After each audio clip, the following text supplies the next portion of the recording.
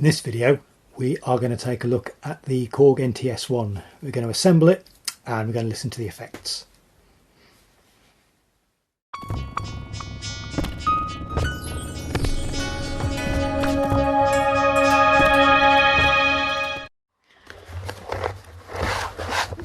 This is the Korg NTS1 digital kit. It is like a cross between a synthesizer and an Airfix Spitfire that you made as a kid. This is a tiny little form factor synthesizer that you have to build. That's exciting, isn't it?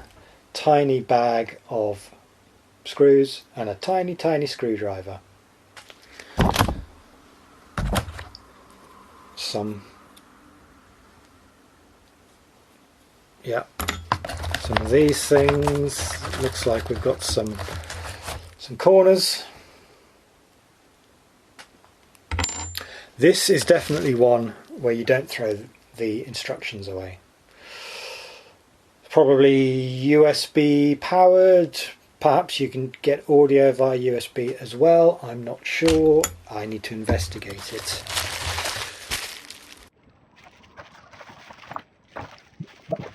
And that's it. That is it.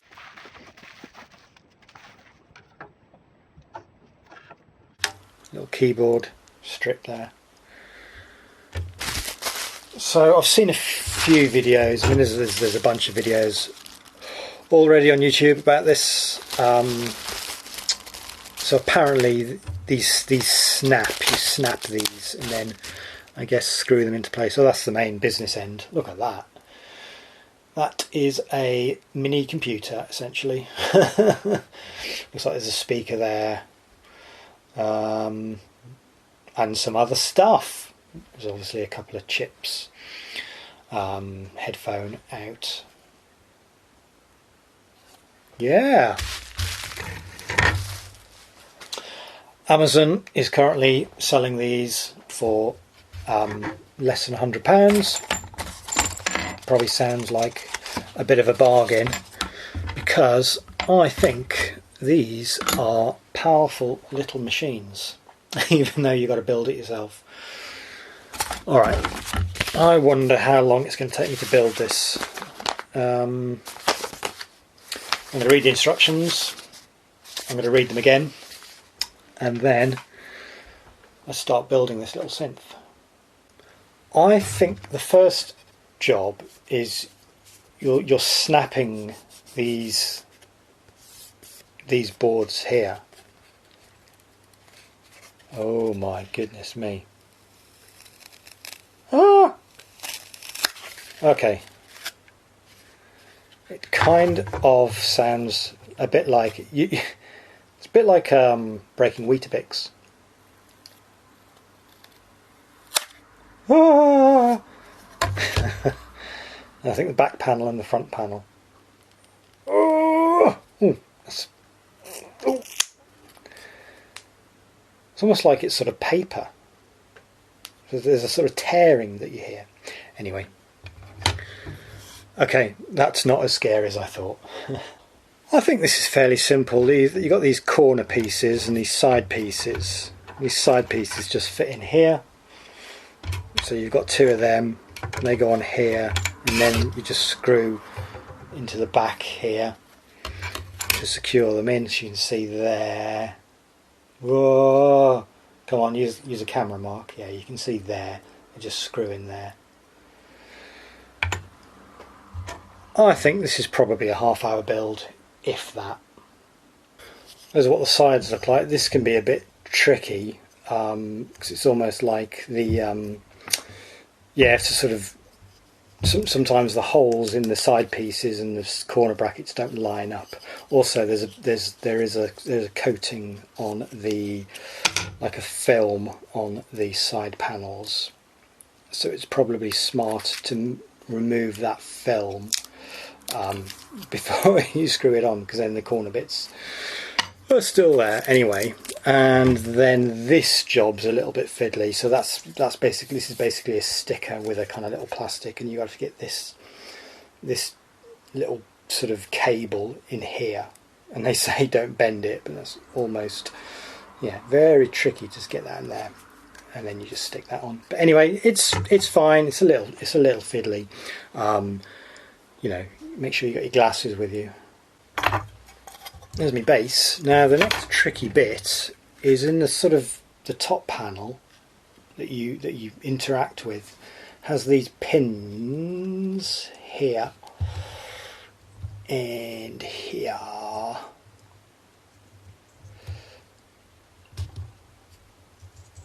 And those pins are going to slot in to the main board here and here. So that seems like you could potentially bend a pin if you weren't careful. So that is the next job. No, I'm gonna do it off the camera and do it just slowly. Alright, we're nearly there. So I'm just doing the last bit. Just put on the back panel. Da, da, da. Some of the machining isn't great.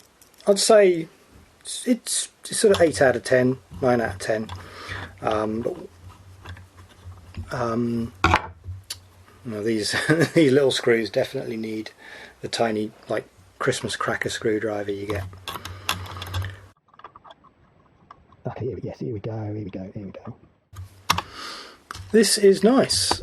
In about half an hour, you can build a synthesizer. Will it work? No, come on. As I say, some of the reaming is not great. And because you're using such small screws and this tiny screwdriver, it's a little bit fiddly. Come on. What is that? Stop it, fiddly. No, it's loosen. Hold forward and loosen, then tighten. That's what you do. Okay, here we go. Come on, you do it. Yes, doesn't. See, this final screw does not go in at all well. The alignment's all over the shop here.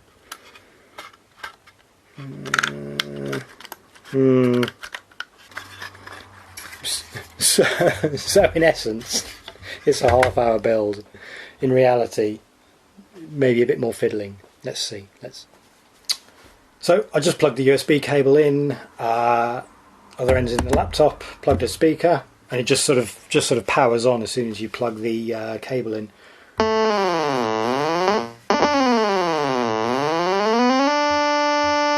And there we go. We have made a stylophone. Awesome.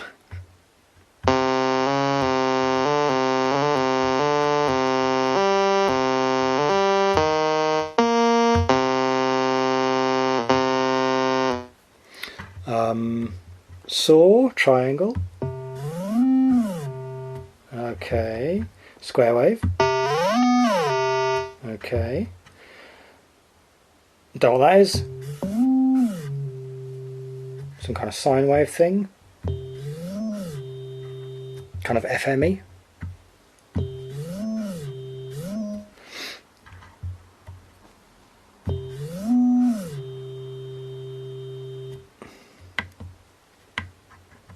Oh, I literally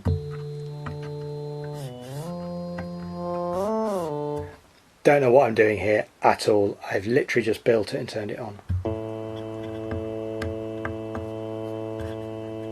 So these are buttons. Okay, so it's like press, turn, delay, reverb.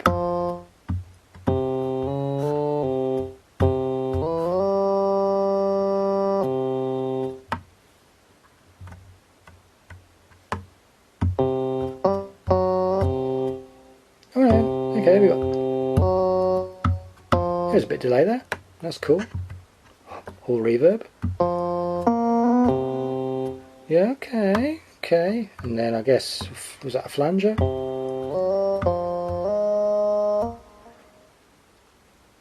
Okay.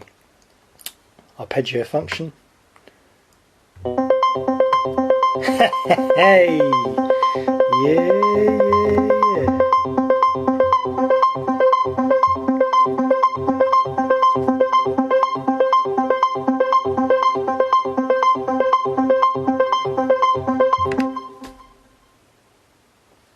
Well, there we go. In about, what time is it now? Okay, it took me about an hour, but to build this, yeah, so about an hour you can make yourself a little synthesizer. Happy days. Now, I mean, I'm just literally playing with this.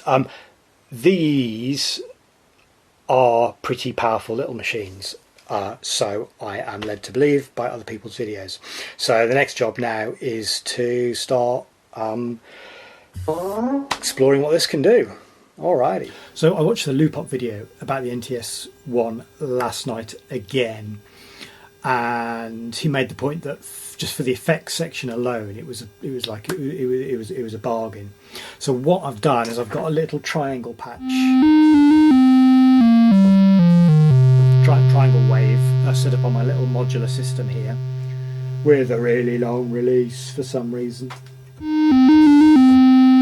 And I'm going to use the NTS1 as an effect section. This is really good. So modulation, press mod, off, chorus, time and depth,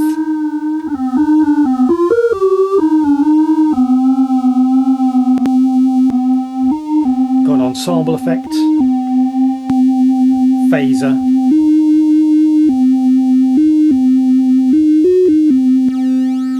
flanger. That's nice.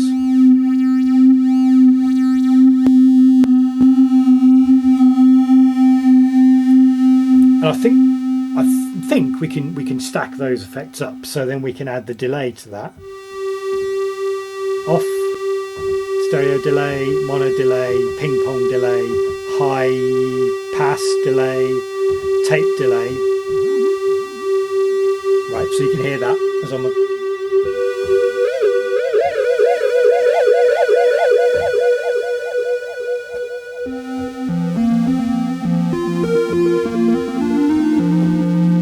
and that sounds good. Too much delay, obviously, to me. Reverb, off, hall reverb, plate reverb, space reverb. And then there's these two other crazy reverbs. There's one that's called Riser, which I think is putting in it's like a shimmer reverb, I think. And there's a subnar, which another reverb that appears to add low frequencies in.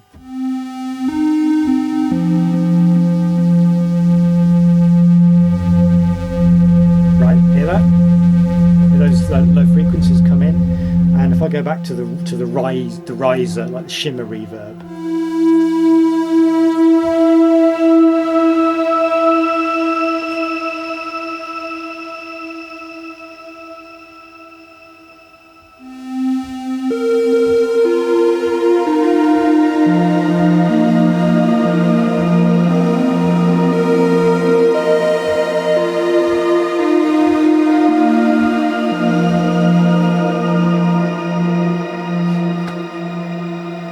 How good is that?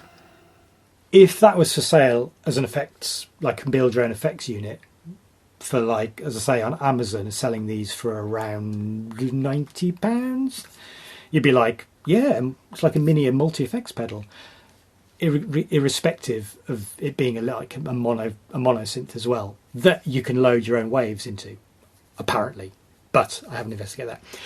Anyway, let's leave this video here. Yeah, Korg NTS1. We built it. It works. It's awesome. The effects unit, the effects in there, just brilliant, brilliant, brilliant, brilliant.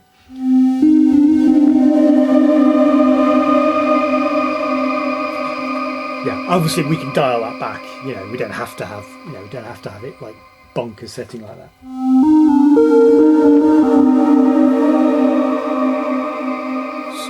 Great.